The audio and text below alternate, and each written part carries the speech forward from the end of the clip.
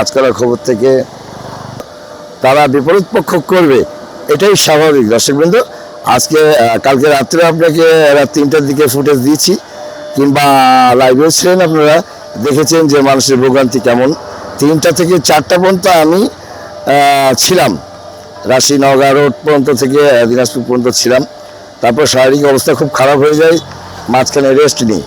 দর্শকবৃন্দ, আপনাদের আমি দেখাতে চাই পিছিয়ে একটু লাইন সিরিয়ালবদ্ধতা দেখেন।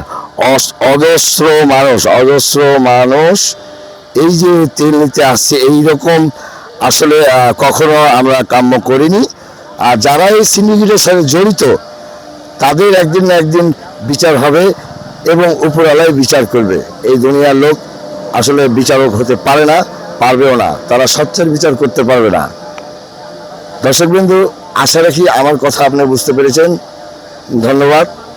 আজকের খবর থেকে আমি বাজি চিফ রিপোর্টার বলছিলাম, দিনাজপুর আমবাড়ি।